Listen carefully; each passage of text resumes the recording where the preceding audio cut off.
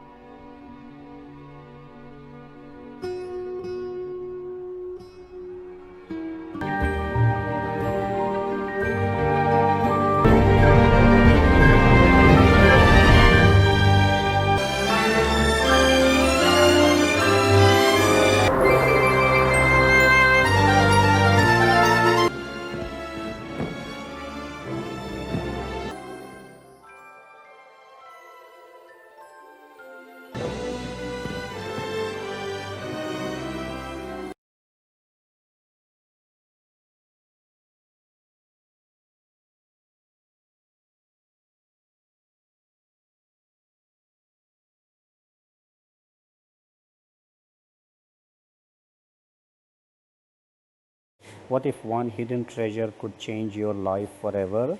Urom. Join Nathan Drake on a globe-trotting adventure filled with secrets, betrayals, and insane action. Stay till the end because Sonu Hub brings you amazing facts, hidden details, and an honest review of Uncharted 2022. Uncharted is a 2022 American action-adventure movie based on the hit video game series made by Naughty Dog and published by Sony Interactive Entertainment. The movie was directed by Ruben Fleischer and written by Rafe Lee Judkins, Art Markham, and Matt Holloway. It stars Tom Holland as Nathan Drake and Mark Wahlberg as Victor Sully Sullivan. Sophia Ali, Tati Gabrielle, and Antonio Banderas also play important roles in the movie. The story follows Nathan Drake, a smart and fearless treasure hunter who teams up with Sully to search for the legendary treasure lost during Ferdinand Magellan's famous expedition. Along the way, they have to stay one step ahead of the ruthless billionaire Santiago Moncada and the dangerous mercenary leader Joe Braddock, who are both after the same treasure. The movie had a long and difficult journey before it finally made it to theaters. Development first started back in 2008 when producer Avi Arad announced that he was working with Sony Pictures to turn the popular video game into a live-action movie.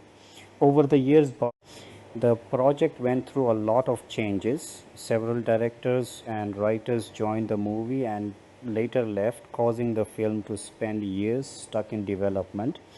Directors like David O. Russell, Neil Berger, Seth Gordon, Dan Trachtenberg, Sean Levy, and Travis Knight were all attached to the project at different times. In the early days, Mark Wahlberg was actually supposed to play Nathan Drake before eventually taking on the role of Sully instead.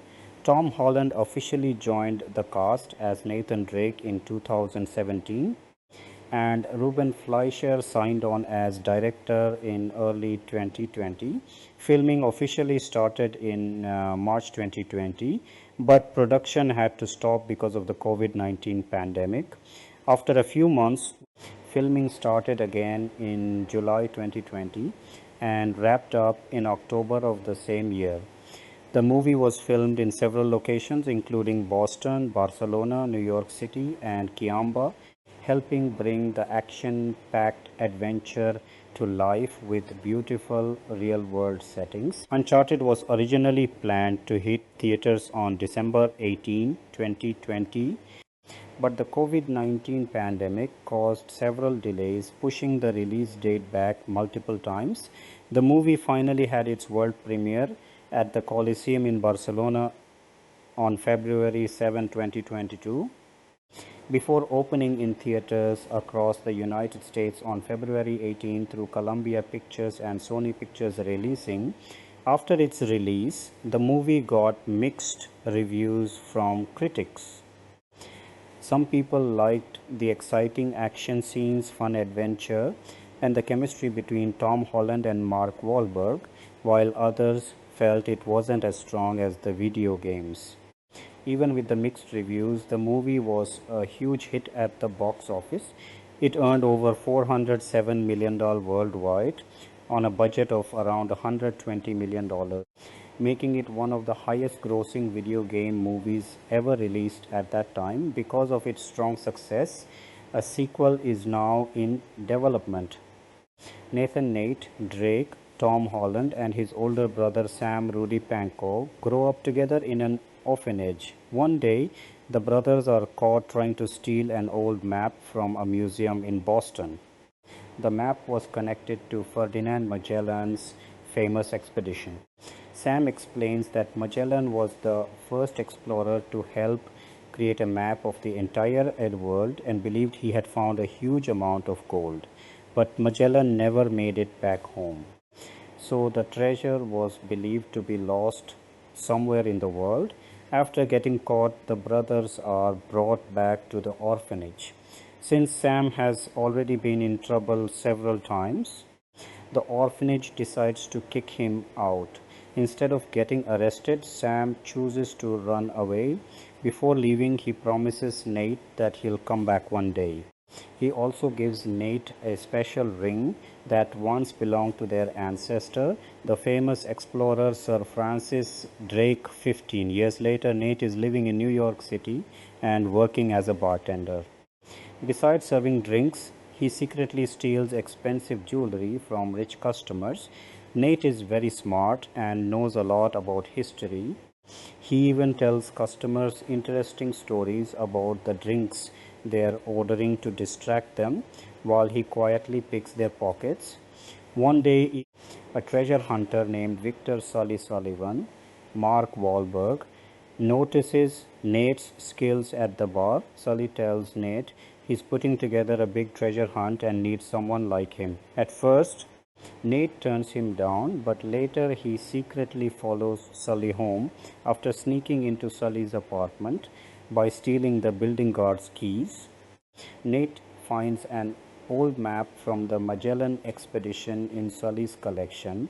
Sully explains that he used to work with Sam while searching for the legendary treasure hidden by Magellan's crew. He tells Nate that Sam disappeared after helping him steal the diary of Juan Sebastian Elcano, the captain who finished Magellan's voyage after Magellan died in the Philippines. According to the legend, Magellan discovered an incredible amount of gold. Instead of telling everyone, his crew secretly buried it and tricked the people who paid for the trip into believing the expedition had failed. The treasure is now believed to be worth around $5 billion. Sully says the diary contains clues to the treasure's location and it's hidden inside Elcano's tomb. He offers Nate 10% of the treasure if he joins the hunt. Nate hasn't heard from Sam in years because the postcards suddenly stopped coming. Believing that finding the treasure might also help him find his brother, Nate agrees to work with Sully.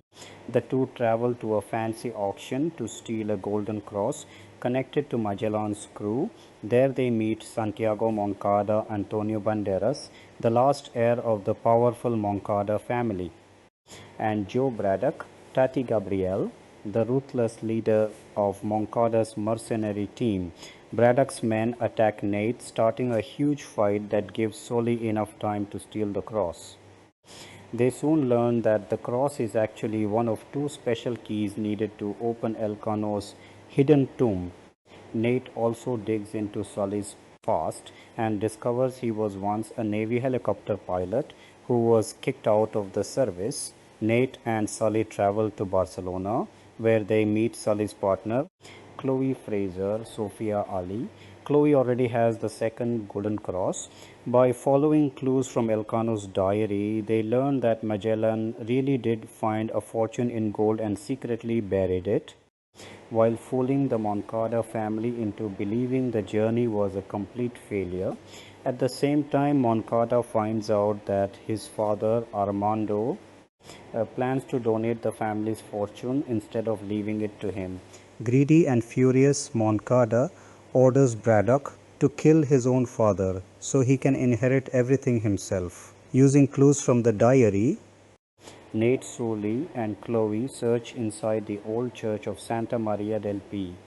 Behind the altar, they discover a hidden crypt filled with secret passages and deadly traps. Nate and Chloe accidentally trigger a flood while exploring underground, but Solly fights off Braddock's mercenaries and helps them escape. By using both golden crosses together, they unlock another hidden chamber and discover a map pointing toward the Philippines. Before they can celebrate, Chloe betrays Nate by stealing the map and taking it to Moncada. She also hints that Solly hasn't been completely honest about what really happened to Sam. Solly finally tells Nate the truth. After he and Sam stole Elcano's diary years earlier, Braddock attacked them. During the fight, Sam was shot and Solly barely escaped with his own life. He believed Sam had died. Moncada, Chloe, and Braddock board a giant cargo plane to continue searching for the treasure. But before long, Braddock betrays Moncada and kills him, taking control of the entire operation. Nate and Sully secretly sneak onto the cargo plane by hiding inside Moncada's favorite Mercedes, which he always traveled with. Once on board, Nate faces Braddock while Chloe secretly hides from the mercenaries. A huge fight breaks out inside the plane. Sully escapes by parachuting out with the treasure map, while Nate and Chloe are thrown out of the aircraft and land safely in the Philippines. Once they regroup, they realize the map doesn't actually reveal the treasure's exact location. Nate remembers the postcards Sam had sent over the years and realizes they contain hidden clues. Sam had secretly taught Nate that the two golden crosses should be used like a compass on the map. Wherever the tips of the crosses meet is where the treasure is buried. Nate figures out the real location but gives Chloe fake coordinates because he no longer trusts her. Following Sam's hidden clues, Nate discovers two massive ships that once belonged to Magellan's expedition. Sully catches up with him, but Braddock and her mercenaries arrive soon after. Using helicopters, they actually lift the giant ships into the air to steal the treasure inside. During the final battle, Solon hijacks one of the helicopters while Braddock sends another helicopter to attack them. Nate fights off Braddock's mercenaries and even local fighters while climbing across the flying ships. He fires one of the old ship cannons and destroys the enemy helicopter. Braddock then drops a giant anchor to stop Nate, but Solly throws a bag full of treasure at her, saving Nate's life. Braddock falls into the ocean and is crushed when one of the huge ships crashes down on top of her. As the Philippine Navy arrives, Nate and Sully escape with only a small amount of treasure they manage to grab during the chaos. Chloe is left with nothing after choosing to chase the wrong prize.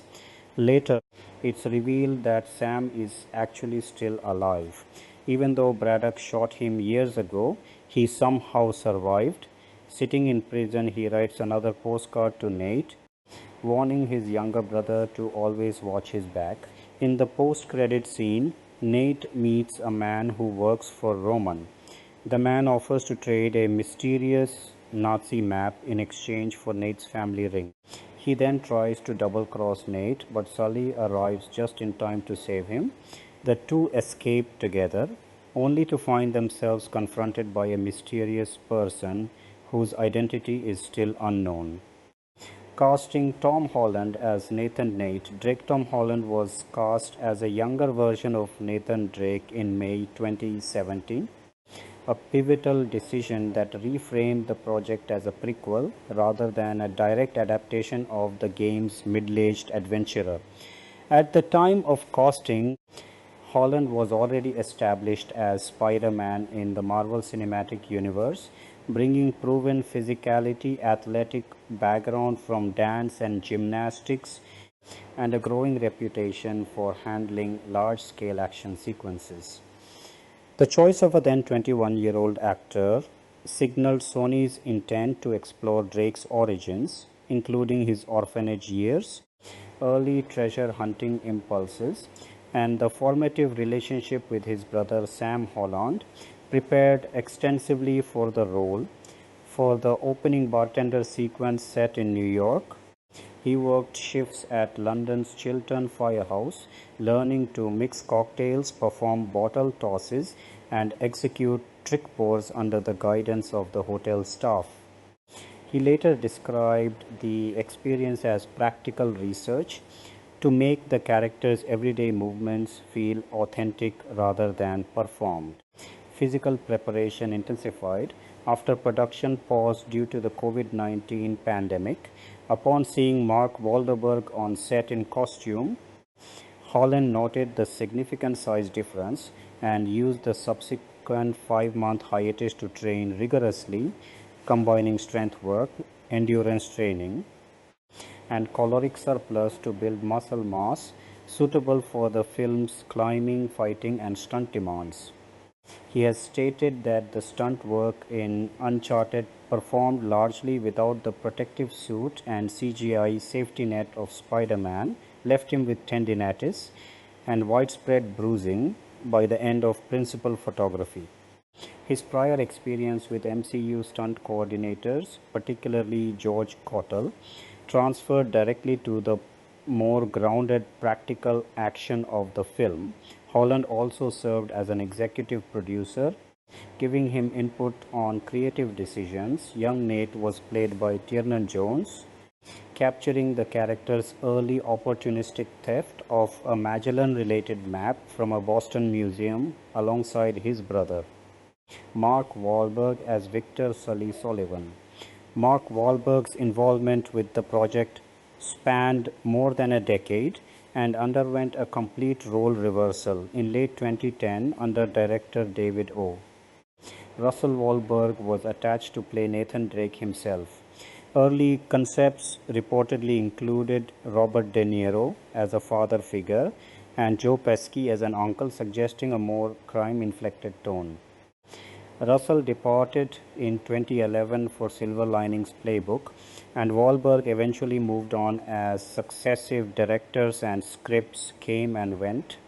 When the project revived with a younger Drake and Tom Holland already cast, producers returned to Wahlberg in 2019 during Travis Knight's brief tenure as director, offering him the mentor role of Victor Sullivan. Wahlberg has recounted his surprise. He expected to hear about a co-star for Drake and instead learned he would play Sully. After reading the new script, he accepted, citing the stronger character dynamics and the opportunity to portray the experienced, somewhat cynical treasure hunter who recruits Nate. In interviews, he joked about preferring to bark orders from a helicopter while Holland performed the bulk of the physical work. Wahlberg's casting brought established star power and a grounded working-class energy that complemented Holland's more earnest athletic portrayal. Their on-screen chemistry, banter, mutual needling, and gradual trust became a central element of the film. Wahlberg has noted that the script he ultimately filmed was substantially better than earlier versions he had seen during the long development period. Antonio Banderas as Santiago Moncada. Antonio Banderas was cast as the primary antagonist, Santiago Moncada, a ruthless Spanish billionaire and descendant of the family that originally financed Magellan's expedition. Moncada believes the lost treasure rightfully belongs to his bloodline and is willing to employ mercenaries and extreme measures to recover it. Banderas, whose career includes both high profile Hollywood action roles and acclaimed Spanish language work, brought gravitas, elegance, and underlying menace to the part. His performance emphasizes aristocratic entitlement rather than cartoonish villainy, grounding the character's obsession in family legacy and personal ambition. Supporting Moncada is Manuel de Blas as Armando Moncada, Santiago's father, whom the son ultimately kills to secure funding for the expedition. The father son dynamic underscores themes of inheritance betrayal and the corrosive effect of the treasure hunt. Sophia Ali as Chloe Fraser Sophia. Ali was cast as Chloe Fraser, the sharp, independent fortune hunter who has previously worked with Solly and becomes both ally and romantic interest for Nate. In the games, Chloe is a recurring character known for her competence, moral ambiguity, and complex relationship with Drake. Ollie, previously known for television roles including Grey's Anatomy and The Wilds, stepped into a major film role that required balancing charm, resourcefulness, and self interest. Her character double crosses Nate at a key moment, taking a map to Moncada, only for later developments to reveal layers of pragmatism rather than pure antagonism. Ollie's casting helped expand the film's ensemble beyond the central male duo and introduced a capable female adventurer whose motivations remain partially opaque until late in the narrative. Tati Gabrielle as Jo Braddock. Tati Gabrielle made her feature film debut as Jo Braddock, the skilled and ruthless mercenary commander working for Moncada. Braddock leads a team of highly trained operatives, handles weapons with precision, and ultimately seizes control of the operation by murdering her employer. Gabrielle, recognized for her work on Chilling Adventures of Sabrina, brought intensity and physical presence to the role. Her character functions as the film's primary on the ground threat during the later action sequences, particularly the confrontation involving the Magellan ships and helicopters. The casting of a relatively new film performer in such a prominent antagonistic part added a fresh dynamic to the supporting ensemble. Supporting and younger cast Rudy Pankow portrayed young Sam Drake, Nathan's older brother who leaves the orphanage after the museum incident and later works with Sully before disappearing. Pankow's scenes establish the emotional core of Nate's quest, the search for both treasure and family. Stephen Waddington appeared as the Scotsman, a contact or associate within the treasure hunting underworld. Pingy Moley played Hugo, contributing to the ensemble of secondary figures encountered during the adventure. Alana Bowden appeared as Zoe. Georgia Goodman played Sister Bernadette. Dermot Murtagh was cast as a police officer. Joseph Balderrama appeared as Carlos. Serena Posadino played Goldie. Additional roles filled out the environments. Jonathan Filer as an unsuspecting doorman. Anthony Thomas as a luxury sedan driver. Peter Seaton Clark as an auctioneer. Robert Masser as a guard at the auction, Eskinder Tesfaye as a security guard, Jesus Evita as a guard at the museum, Karim Cabdet as a Spanish nun, Julia Shunevich and Alois Knops as club bartenders, Patricia Meaden as a Spanish woman in a club, Matt Barkley as a hotel bellman, Jimmy Hart and Brett Praed as helicopter pilots for the Concepcion, and Carlo Kitzlinger as a Trinidad helicopter pilot. Cameos and special appearances: Nolan North, the longtime voice and motion capture performer for Nathan Drake in the video games, received a cameo as a hotel guest on a beach who briefly converses with Nate and Chloe. The appearance served as a respectful nod to the source material and to North's foundational contribution to the character. Pilu Asbek appeared as Gage.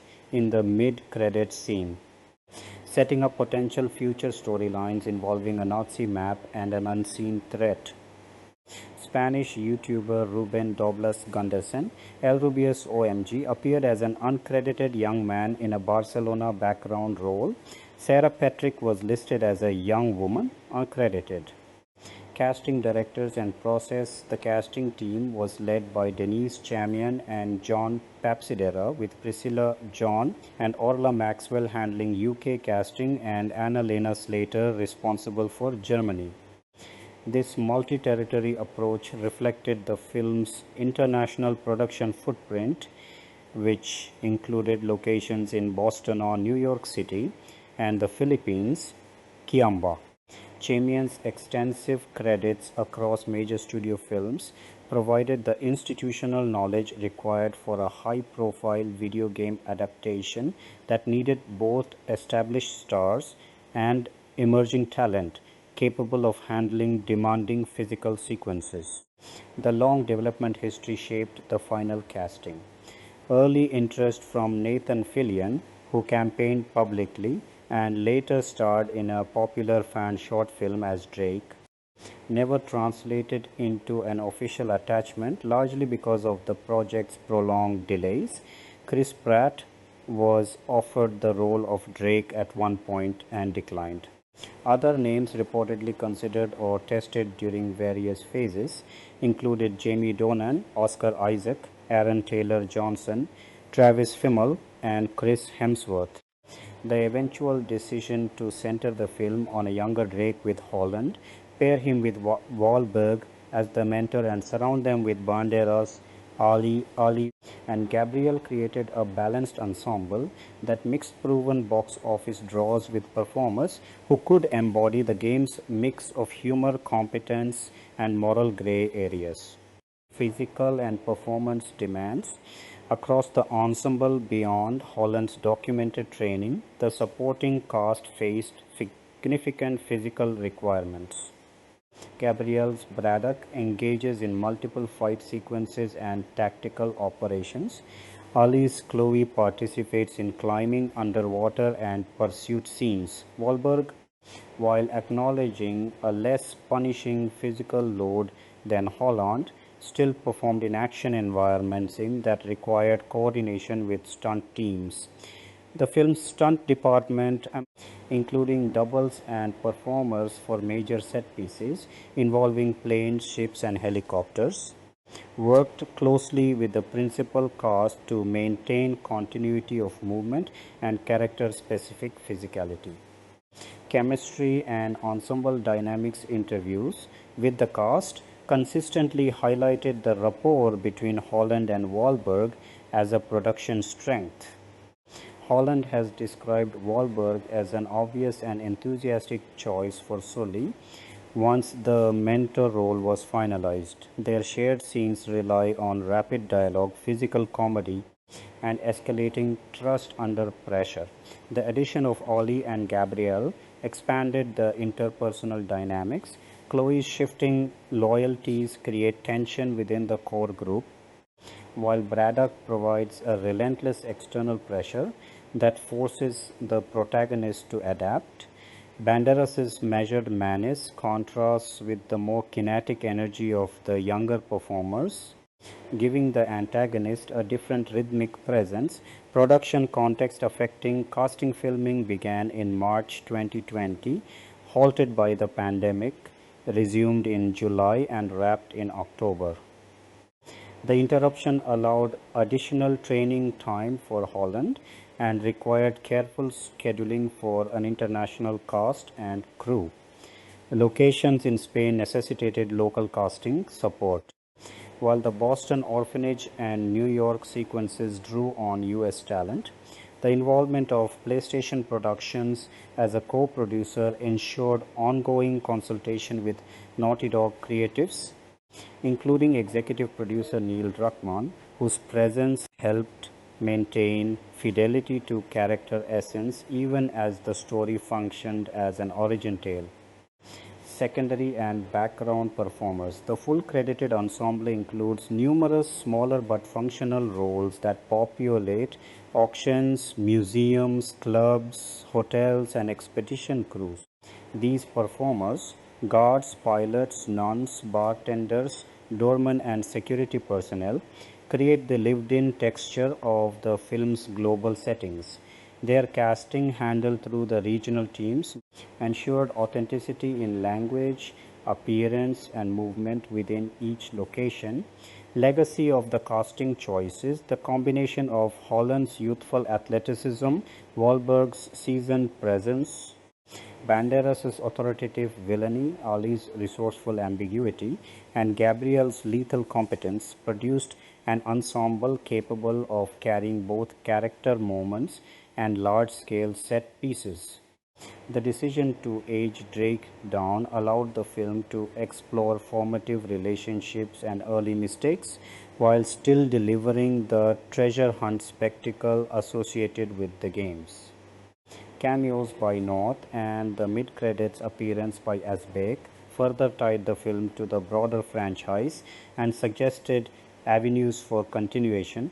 The casting process itself, spanning more than a decade of attachments, departures, and reinventions, ultimately settled on a group of performers whose individual strengths, physical, comedic, dramatic, and antagonistic, aligned with the requirements of a big budget adventure that needed to introduce characters to new audiences while satisfying longtime fans of the source material. Each principal and supporting player contributed to a collective portrayal of ambition, loyalty, betrayal, and discovery that defined the on-screen world of the 2022 film.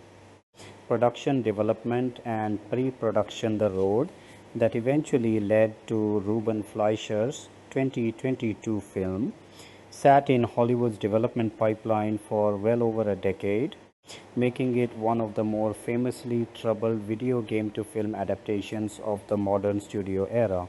The saga began in 2008 when producer Avi Arad revealed that he was collaborating with a division of Sony Pictures to bring Naughty Dog's acclaimed PlayStation series to the big screen. At the time, the games themselves were still relatively new. The first entry had only been released in 2007, yet the cinematic ambitions for the franchise were already taking shape behind the scenes. When Richard Lemarchand, the lead game designer at Naughty Dog, was asked directly whether he would welcome a film version of the property, he offered a non-committal no comment, a response that hinted at the uncertainty and caution that would come to define the project's long gestation. Despite that early ambiguity, Columbia Pictures confirmed publicly that an adaptation was indeed moving forward. The earliest incarnation of the script was assigned to the writing team of Thomas Dean Donnelly and Joshua Oppenheimer, with production duties falling to Arad, alongside fellow producers Charles Rowan and Alex Gardner, a trio who would remain attached to the project in one capacity or another through nearly its entire development history. By the middle of 2009, reports confirmed that the film had already been quietly in the works for roughly 18 months, underscoring just how early Sony had begun laying the groundwork for what it clearly saw as a potential blockbuster franchise. It was around this same period that fan enthusiasm began to shape the public conversation around casting. Actor Nathan Fillion, well known to genre audiences for his work in television, publicly expressed a desire to play protagonist Nathan Drake and even launched a social media campaign encouraging fans to lobby on his behalf. The grassroots effort captured a good deal of attention within gaming and entertainment media circles, illustrating the passionate fan investment in seeing the beloved character brought to life faithfully.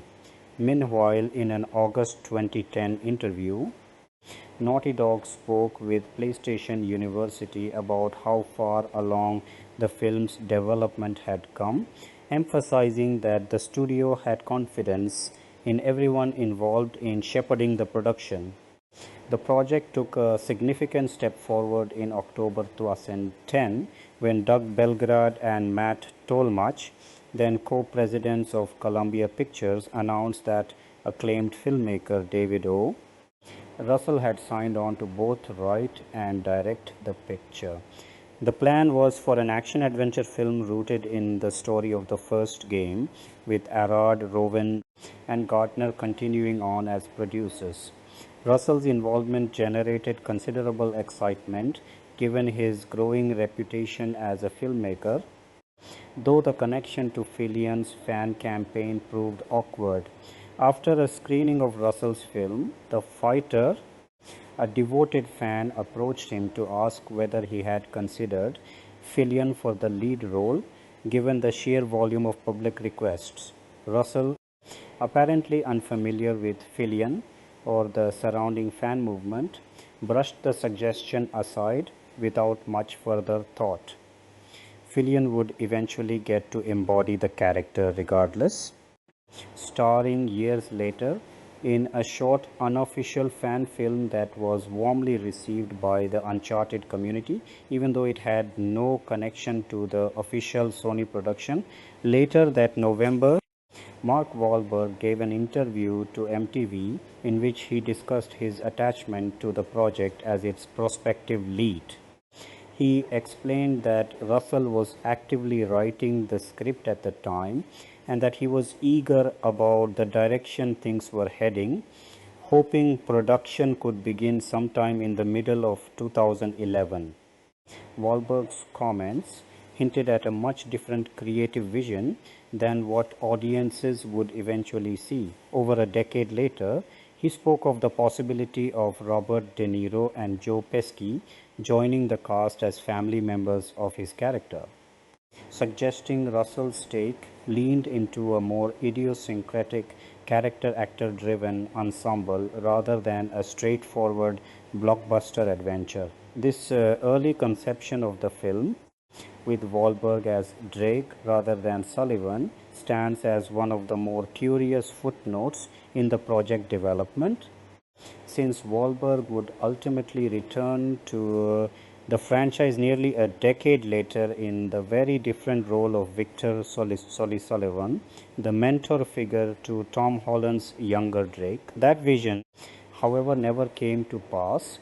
In May 2011, it was reported that Russell had exited the project entirely in order to direct Silver Linings Playbook, a film that would go on to earn him significant critical acclaim and awards recognition. His departure left Sony searching once again for a director, and just over a month later in July, Variety reported that filmmaker Neil Burger had stepped in to fill the vacancy. Burger's hiring came after the studio and its producing team responded favorably to his fresh take on the material. Speaking publicly about his vision for the film, Berger indicated that the screenplay was essentially being rewritten from the ground up and that with a new script in progress, questions about casting remained entirely open. He described his ambition to capture a genuine sense of adventure while balancing tone, working to draw out the most compelling, intense elements of the story and ensure that the plot mechanics stayed connected to genuine character work. Berger's tenure, though, proved just as fleeting as Russell's. In August 2012, he departed the project to instead direct Divergent, the young adult dystopian adaptation that would go on to launch its own franchise. In his wake, Sony brought about the husband and wife screenwriting duo of Marianne and Cormac Wibberley to once again rework the script. Around the same period, comedy filmmakers Seth Rogen and Evan Goldberg later revealed in an interview with IGN that they had been approached multiple times to take a crack at writing the film, but had turned down the offer on each occasion, a small but telling detail suggesting just how many different creative directions Sony explored during this stretch of development purgatory. The next major shift came in February 2014 when Deadline reported that director Seth Gordon had been brought on board working from a new script credited to David Guggenheim. With Gordon attached, the plan was for production to begin in early 2015, and the studio set an ambitious release date of June 10, 2016. That November, the studio also hired screenwriter Mark Wahlberg, best known for his gritty research-driven scripts, to take another pass at the material. During this period, Chris Pratt, fresh off his breakout success in Guardians of the Galaxy, was approached to play Drake, but ultimately passed on the role, while actor Jamie Dornan also screen tested for the part without being cast. By June 2015, Gordon too had exited the project, moving on to direct the comedy Baywatch instead. That same year brought an unexpected and unwelcome development. In April 2015, a draft of David Guggenheim's script was leaked online following the widely publicized hacking of Sony Pictures' internal systems, exposing sensitive details of the production to public scrutiny well before the studio was ready to share them. A few months later, in August 2015, Sony pushed the film's release date back once again, this time to June 2017. Around this same period, Nolan North, the actor who had voiced and motion captured Nathan Drake across the mainline video game series, gave an interview in which he candidly expressed skepticism that fans actually wanted to see a film adaptation at all, a sentiment that reflected broader unease among longtime players about how a film might handle characters and stories they had grown deeply attached to through the games. Producer Charles Rowan, for his part, told Collider around this time that development remained exciting, even though the project still lacked a director and any final decisions about casting. In April 2016, Neil Druckmann, a key creative figure behind several entries in the Uncharted series at Naughty Dog, weighed in publicly, stressing that the relationships between the characters needed to be the emotional core of any successful film adaptation, a sentiment that echoed the character-driven storytelling that had made the game so beloved among players. Later that summer, in July 2016, Variety reported that filmmaker and screenwriter Joe Carnahan had been brought on to draft yet another version of the script. Just over a month later, in September 2016, the film was pulled from Sony's official release calendar altogether due to the ongoing absence of a director or confirmed cast, though studio representatives were careful to clarify that the project remained very much alive and continued moving forward behind the scenes. Momentum finally began to build again in October 2016 when director Sean Levy was announced as the film's new director. Carnahan, still attached as writer, told Collider that both he and Levy possessed a genuine familiarity with the source material and had been working diligently to ensure the characters felt authentic to the games. Filming was tentatively set to begin sometime in early 2017. By January of that year, Carnahan shared a photo on Instagram signaling that the screenplay had at last been completed, a milestone that suggested the long gestating project might finally be nearing production. Around this same period, actor Ryan Reynolds came close to signing on to play Nathan Drake, but scheduling conflicts tied to his ongoing commitments to the Deadpool franchise ultimately prevented that casting from materializing. It was in May 2017 that the modern iteration of the film truly began to take shape. Tom Holland, then rising to fame in his own right through his portrayal of Spider-Man, was cast as a younger version of Nathan Drake, with the film reconceived as a prequel set before the events depicted in the games. This creative pivot, reframing the story as an origin tale rather than a direct adaptation of any single game's plot, marked a notable departure from earlier versions of the project and would ultimately define the film that audiences saw in 2022. Television writer Rafe Judkins was subsequently brought on to rework the screenplay once more, adapting it to fit this new prequel-focused direction. However, in December 2018, Levy departed the production, yet again this time to direct Free Guy, a film built around its own video game-inspired premise. Dan Trachtenberg, known for his tightly constructed thriller work, signed on to direct in January 2019, and by June of that year, The Hollywood Reporter confirmed a new release date of December 18, 2020. Yet, Trachtenberg's tenure proved brief as well. In August 2019, Deadline reported that he had exited the project just as it prepared to enter production in early 2020.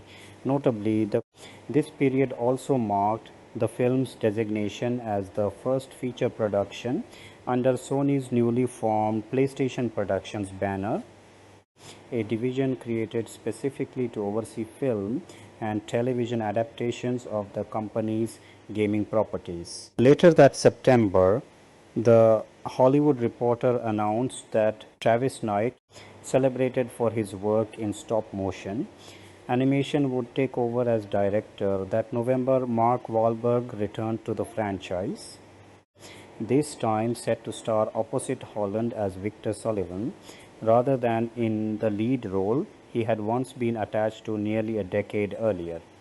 Knight's tenure, however, proved to be yet another false start. In December 2019, he departed the project due to scheduling conflicts tied to Holland's availability, a decision that also cost the film its December 2020 release date.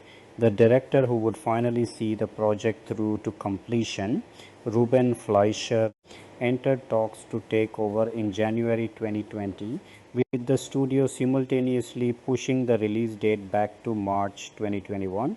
Cinematographer Chung came aboard around this same period, while editors Chris Lebenson and Richard Pearson were also brought onto the production team.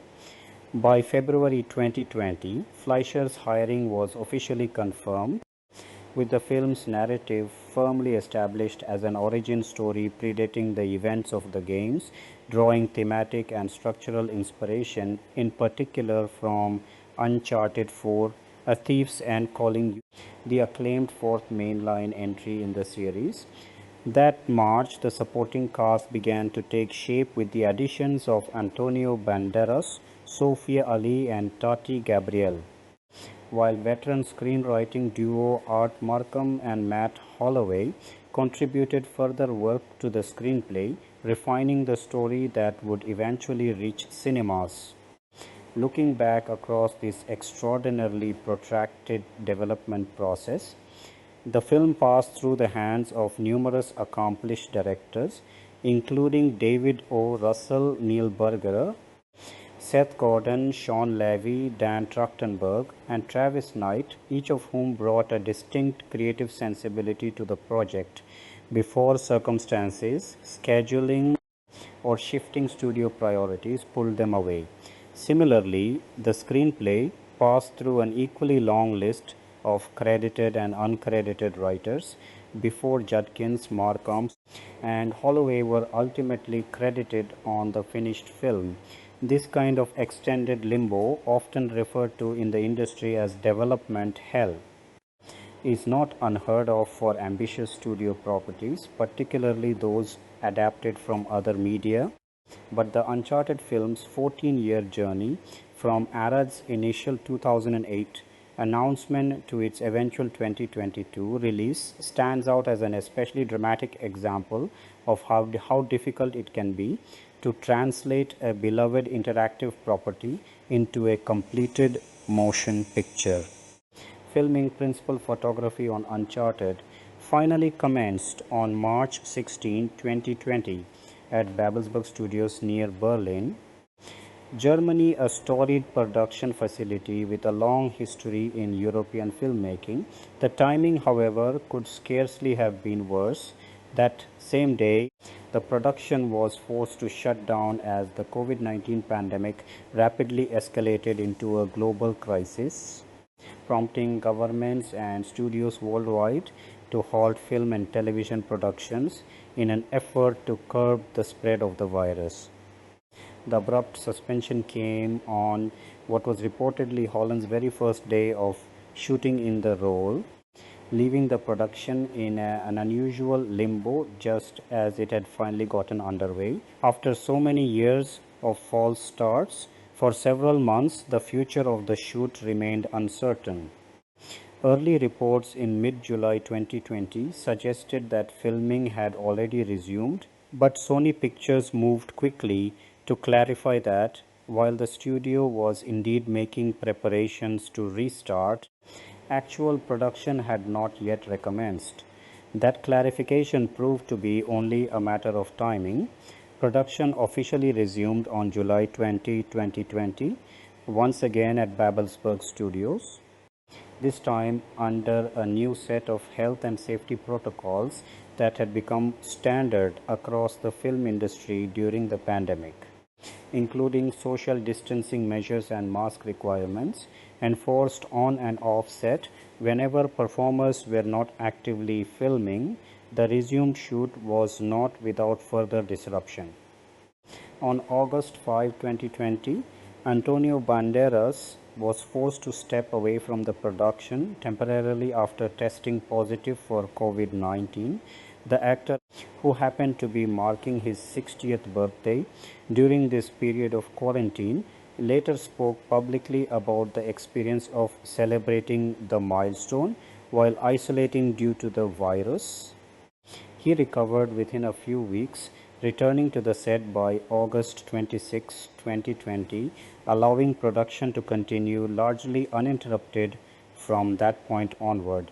As filming progressed, the production moved across several international locations to capture the film's globe-trotting adventure narrative.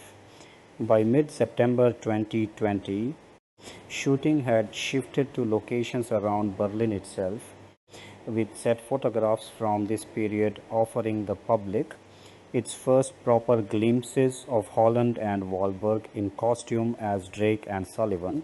In early October 2020, the production traveled to Spain, filming scenes in and around Alicante and Valencia, including sequences shot in the scenic coastal town of Xàbia.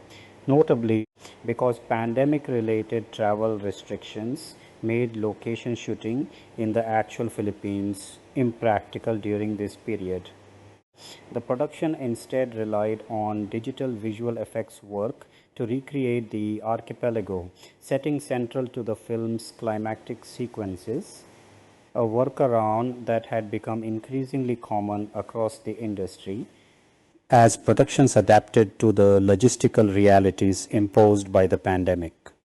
The film's action choreography also drew heavily from a specific cinematic influence during this stage of production. Several of the movie's set pieces, according to Holland, took clear inspiration from the work of martial arts legend Jackie Chan, particularly his signature approach to using ordinary environments and props as tools and obstacles during fight sequences. Holland specifically cited the film's bar fight sequence as an example of this Chan-inspired choreography, in which the character improvises with whatever is close at hand rather than relying purely on conventional hand-to-hand combat. This stylistic touch became something of a talking point in press coverage surrounding the film, with Holland and Chan later publicly exchanging compliments about the shared choreography style. Once the film had been released, Holland completed all of his scenes on October 23, 2020, a milestone that also allowed him to transition almost immediately into production on the next installment of the Spider-Man film series, underscoring just how packed his schedule had become during this period of his career. The broader production wrapped shortly afterward, concluding filming altogether on October 29, 2020.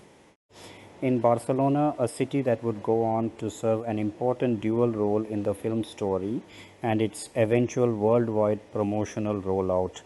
Even with the shoot considered complete at that point, the production returned once more for additional reshoots, which took place in July 2021 in Madrid, a fairly standard practice for major studio productions seeking to fine-tune certain scenes, add connective material, or address feedback gathered during post-production and test screenings. Reporting on the film's overall budget varied somewhat across outlets during this period. Deadline Hollywood reported that the production ultimately cost around $120 million. Variety initially reported a lower figure of $90 million in a story published on February 22, though the outlet later revised its reporting just days afterward on February 27 to align with the higher $120 million figure that had circulated elsewhere. Regardless of the exact number, the budget placed Uncharted firmly within the range of a major studio tentpole release, reflecting Sony's substantial financial investment in launching what it hoped would become an enduring franchise built around the PlayStation intellectual property. Post-production with location shooting completed by the end of October 2020 and supplemental reshoots wrapped by the middle of 2021, the film moved fully into post-production, a phase that involved editing, visual effects work, sound design, and scoring, all coordinated to bring the finished picture together in time for its eventual theatrical release.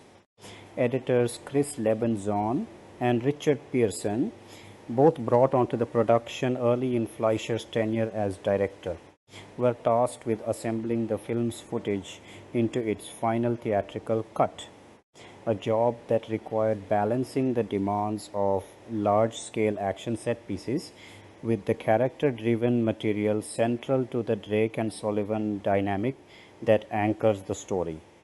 Visual effects played a particularly significant role in the post-production process, given the film's reliance on digitally recreated environments in place of certain practical locations that had become inaccessible due to pandemic-era travel restrictions. The Philippine sequences, central to the film's climax, involving the recovery of the long-lost Magellan expedition ships, were largely achieved through digital environment work rather than on-location photography, requiring visual effects teams to construct convincing depictions of tropical seas, remote islands, and elaborate period shipwrecks entirely through digital means. This kind of extensive effects-driven world building has become increasingly standard for large-scale adventure films, particularly those depicting historical or fantastical settings that would otherwise be difficult, expensive, or logistically impossible to capture through traditional location shooting. Beyond the visual effects work required to realize the film's setting, post-production also involved further refining the film's tone and pacing based on test audience feedback, a common practice for major studio releases, navigating the balance between comedic banter, character development, and large-scale action. The Madrid reshoots conducted in July 2021 likely factored into this broader post-production refinement process, giving the filmmakers an opportunity to adjust certain scenes even after the bulk of principal photography had wrapped nearly a year earlier. Music: the film's original score was composed by Ramin Djawadi, a prolific film and television composer well known for his work on a range of major franchise properties. Djawadi's scoring work on Uncharted was first publicly reported in December 2021, just a couple of months ahead of the film's eventual theatrical release, signaling that the composition process was being finalized relatively close to the film's actual premiere date. In crafting the score, Djawadi made a point of referencing Nate's theme, the signature musical motif originally composed by Greg Edmonson for the earlier Uncharted video games, specifically the trilogy comprising Drake's Fortune Among Thieves and Drake's Deception. This musical callback served as a deliberate bridge between the film and its source material, offering longtime players of the games a recognizable auditory connection even as the film reimagined the character's story as a prequel adventure distinct from the events depicted in the games themselves. The film's official soundtrack album, released to accompany the theatrical debut, comprised 23 individual tracks spanning a total running time of just under an hour. The album's track listing traces the shape of the film's narrative through its titles, opening with a piece titled simply Uncharted and closing with The Biggest Treasure Never Found, with individual cues named for key story beats and locations along the way, including tracks titled Brothers, Meeting Braddock, Cross Purposes, House of Moncada, Postcards, Flying Galleons, and Cannonball, among others.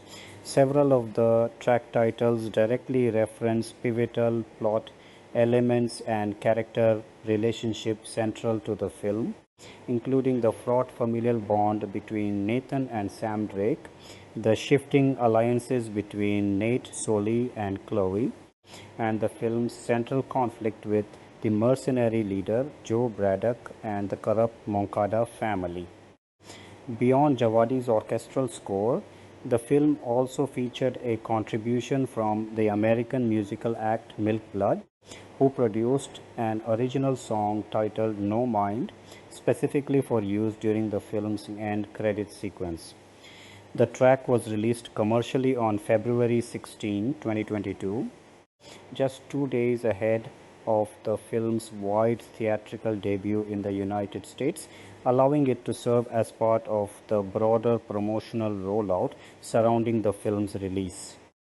The pairing of a traditional orchestral score with a contemporary needle drop style end credit song reflects a fairly common approach for modern studio blockbusters, which often seek to pair a classically composed score suited to the on-screen action with a more radio-friendly track intended to resonate with audiences and generate additional promotional visibility as the credits roll. Release theatrical Uncharted held its world premiere at the Coliseum in Barcelona, Spain on February 7, 2022, a fitting choice of city given that Barcelona had served as one of the film's key production locations and is also a central setting within the story itself. Home to the crypt sequence beneath Santa Maria del Pi that plays a pivotal role in the plot. Following this international premiere, the film went on to open theatrically in the United States 11 days later on February 18, distributed by Columbia Pictures through Sony Pictures Releasing. The American release included expanded formats designed to enhance the theatrical experience, with the film playing in IMAX, Dolby Cinema, and 4DX presentations alongside standard theatrical screenings. A fairly typical strategy for major studio action adventure releases seeking to maximize premium format ticket sales during their crucial opening weeks. The road to that eventual February 2022 release date, however, had been anything but straightforward, mirroring in miniature the extraordinarily long and winding development process that had preceded it. The film's very first designated release date, set back when Trachtenberg was still attached as director, had been December 18, 2020, following Travis Knight's subsequent departure from the project in December 2019. That date was pushed to March 5, 2021, only to be delayed further, this time to October 18, 2021, as the COVID-19 pandemic continued to disrupt production and distribution plans across the entire film industry.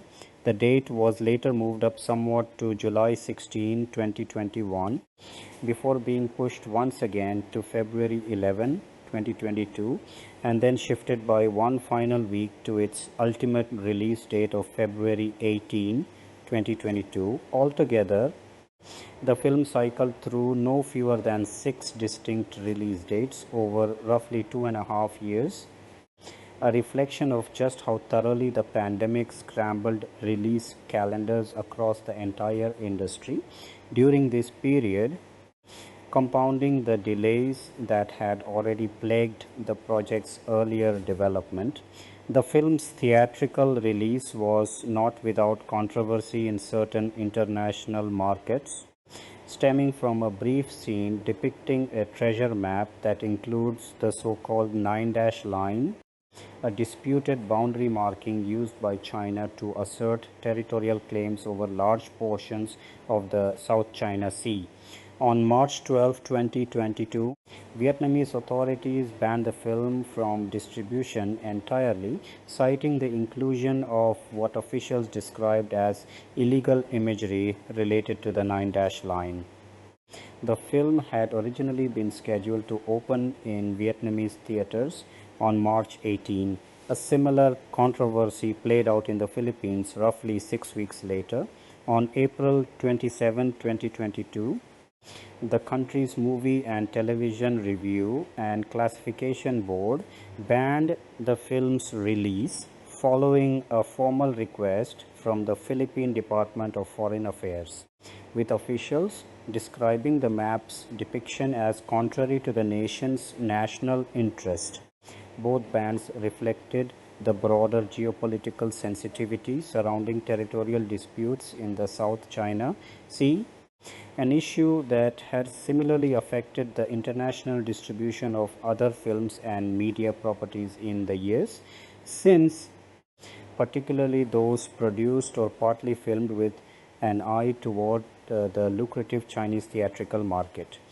Marketing for the film's theatrical release was extensive and multifaceted, reflecting Sony's substantial financial stake in the project's success.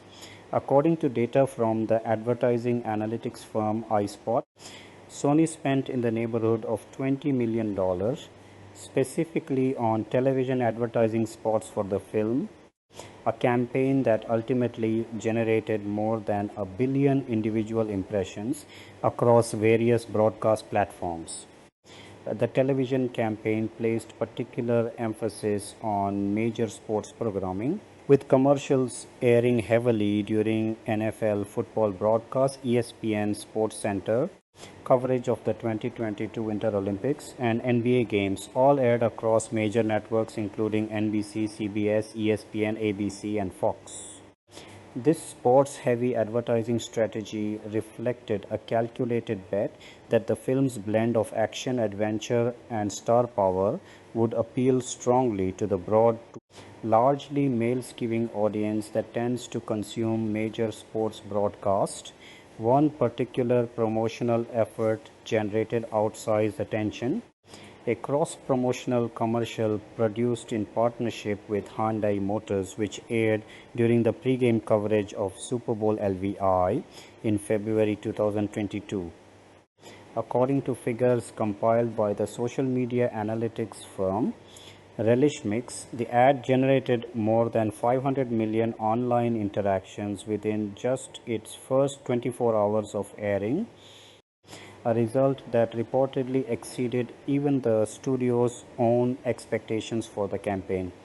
Beyond traditional broadcast advertising, the film's digital and social media presence proved similarly robust, its official online accounts collectively amassed several 100,000 followers, with tens of millions of views accumulated across dozens of promotional videos posted to Facebook and YouTube.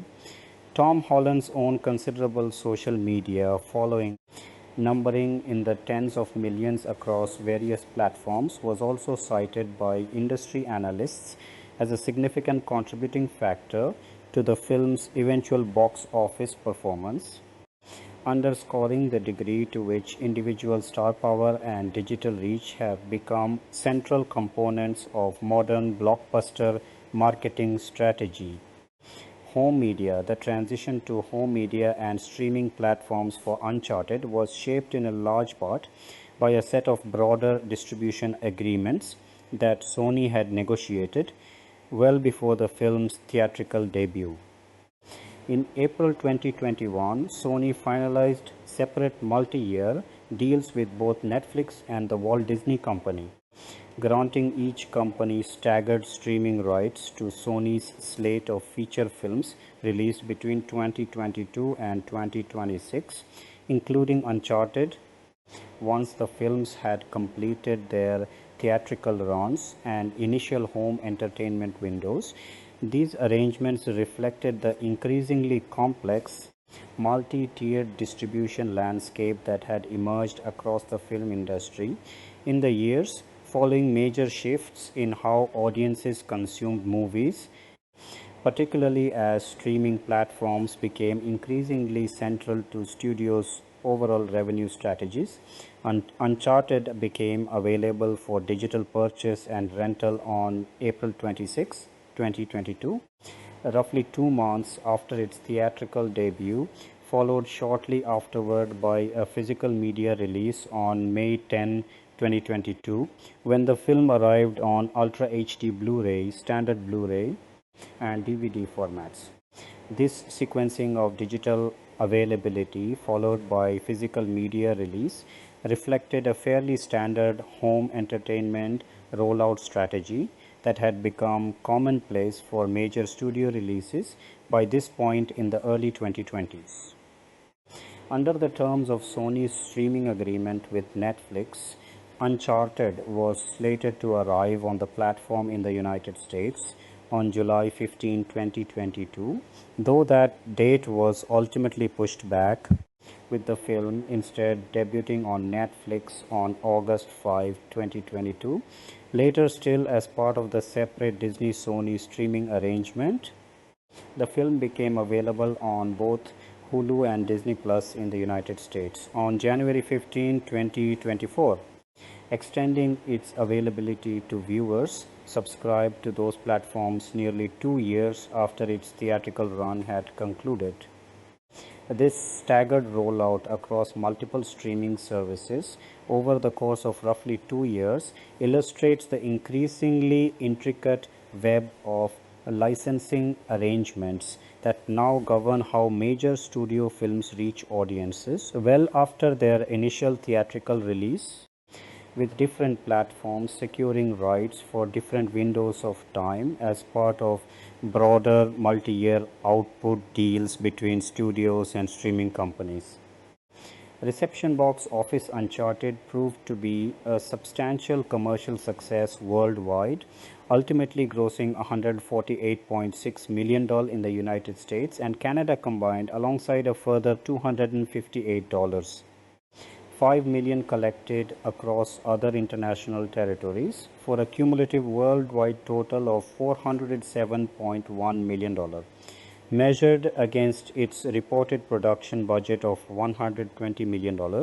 This result represented a healthy return for Sony, particularly given the considerable additional costs associated with marketing and distributing a major theatrical release of this scale. Within the broader context of films based on video games, this worldwide total placed Uncharted as the 8th highest grossing entry in that specific category of adaptations at the time, while its domestic performance in North America ranked it as the 5th highest grossing video game film in that market specifically, trailing behind titles such as the Super Mario Bros. Movie, a Minecraft movie, and the two Sonic the Hedgehog films. Looking solely at international box office performance, Uncharted ranked as the seventh highest grossing video game adaptation of all time in markets outside the United States and Canada. In North America, the film opened alongside two other releases, The Drama Dog and the horror film The Curse, debuting across 275 theaters. Industry analysts had projected an opening weekend gross somewhere in the range of $25 million to $35 million, with estimates rising to as high as $30 million to $40 million when factoring in the extended President's Day holiday period that fell during its debut weekend. The film ultimately exceeded these projections comfortably. On its first day of release, Uncharted earned an estimated 15.4 million quadrom, a figure that included $3. 7 million generated from Thursday night preview screenings held ahead of the official Friday opening. Over its full 3-day opening weekend, the film grossed $44 million, with that total climbing to $51.3 million when measured across the extended 4-day holiday frame. This debut ultimately stood as the single biggest domestic opening weekend recorded during the first 2 months of 2022. An especially notable achievement given the challenging box office landscape that persisted during this period as the film industry continued recovering from the disruptions of the pandemic. Following its strong opening, the film's domestic earnings gradually tapered off in the weeks that followed, a fairly typical trajectory for major theatrical releases. It earned $23 million in its second weekend, followed by $11.1 million in its third, $9.3 million in its fourth, and $7.8 million in its fifth. The declines continued in subsequent weeks, with the film earning $5 million in its sixth weekend, $3.7 million in its seventh, $2.6 million in its eighth, and $1.2 million in its ninth. By its 10th weekend in domestic release, the film had fallen out of the box office top 10 entirely, finishing in 13th place with a comparatively modest $70,643 in weekend earnings, signaling that its primary theatrical run had largely run its course by that point. Internationally, the film's box office rollout followed a somewhat different timeline, opening in a number of overseas markets roughly a week ahead of its North American debut. In its first international weekend spanning 15 markets, the film grossed $21.5 million, opening in first place at the box office in every one of those territories, including strong debuts in the United Kingdom and $6.4 million, Russia $4.5 million, and Spain $3.5 million. Industry reporting at the time noted that this international opening outperformed the equivalent overseas debuts of several major Marvel Studios releases from the prior year, including Black Widow, Shang-Chi and the Legend of the Ten Rings, and Eternals, a comparison that underscored just how strong the film's early international reception proved to be, as the film expanded into additional overseas markets in the weeks that followed. Its international box office totals climbed steadily. In its second international weekend, which coincided with its North American theatrical debut, the film added a further $55.4 million from 62 additional territories, pushing its cumulative worldwide total to $139 million at that point. The following weekend brought in an additional $35 million from 64 markets, followed by $17. $4 million in the subsequent weekend. The film crossed the $300 million mark in cumulative worldwide earnings after adding $11.2 million during its fifth weekend in release, and it surpassed the $200 million threshold, specifically in international markets, after A further $19 million was added during its sixth weekend overseas. Earnings continued gradually declining in the weeks that followed, with the film adding $7.7 million in its seventh international weekend, $3.1 million in its ninth, $2.1 million in its 10th, $1.4 million in its 11th, and $1.2 million in its 12th. The film eventually crossed the significant $400 million milestone in cumulative worldwide box office receipts by its 15th weekend in theaters, capping off what proved to be a genuinely successful theatrical run for a project that had spent so many years mired in development uncertainty before finally reaching audiences.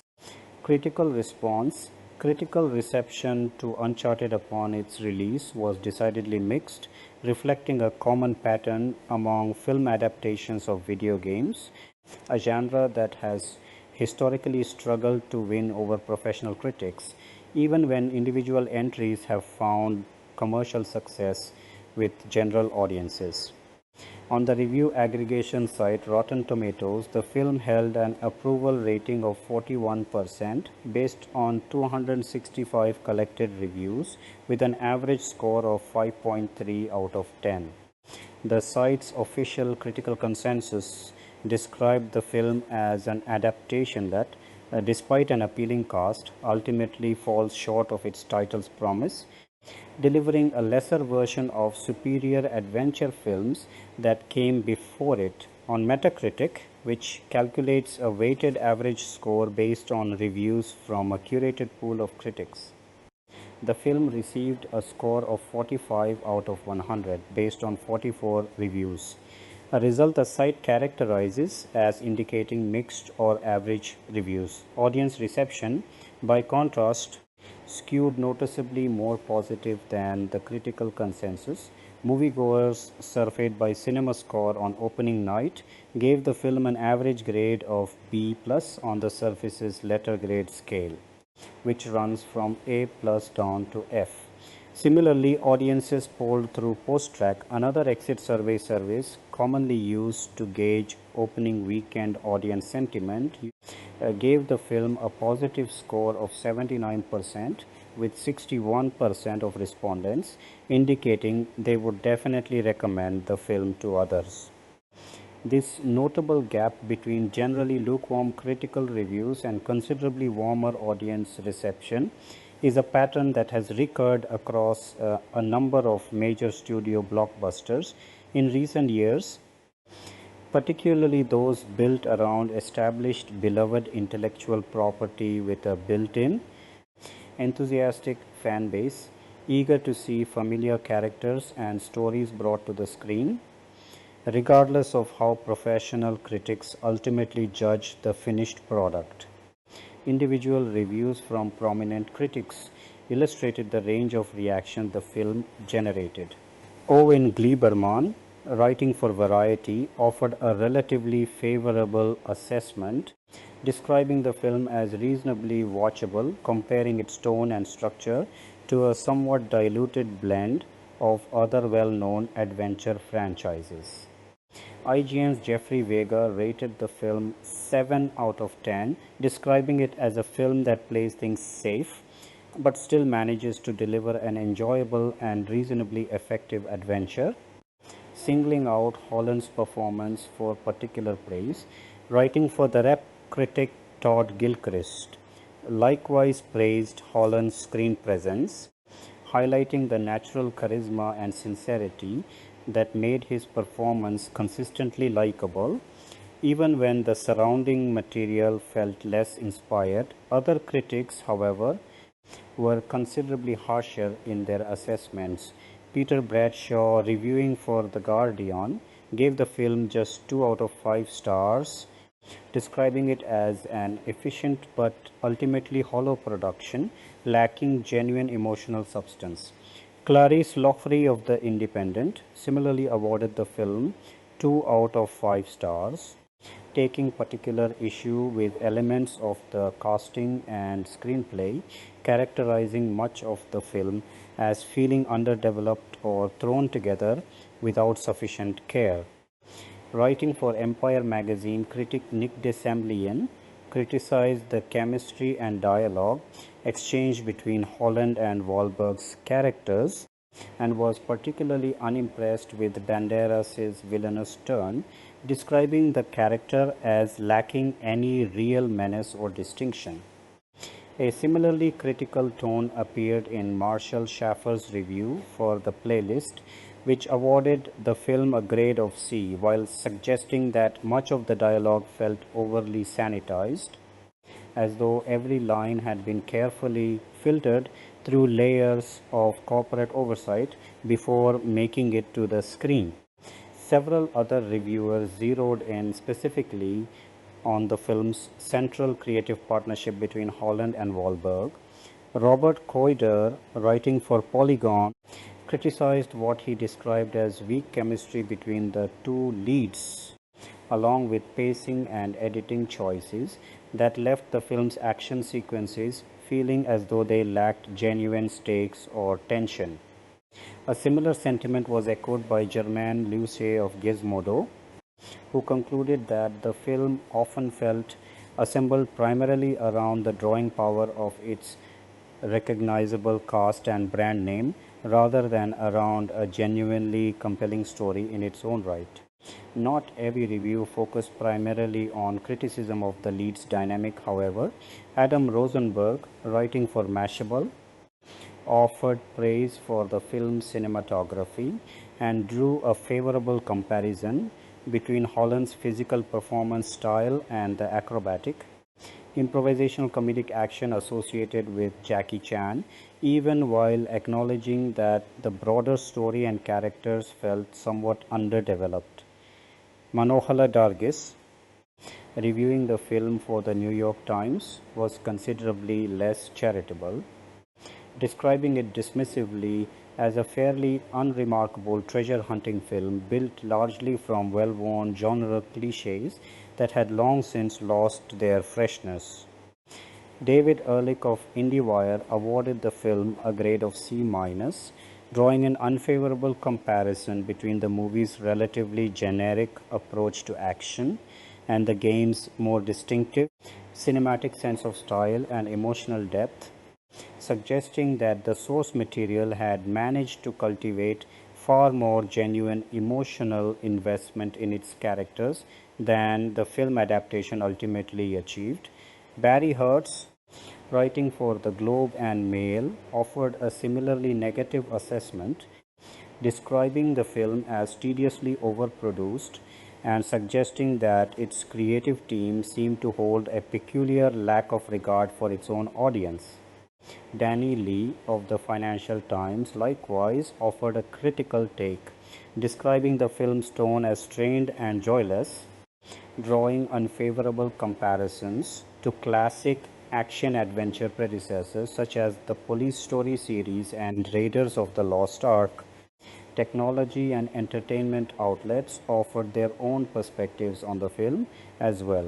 Devindra Hardawar, writing for Engadget, described the film as merely aggressively average in its overall execution, criticizing a screenplay in which the central characters trade quips and defy physical logic without ever feeling meaningfully threatened by real danger.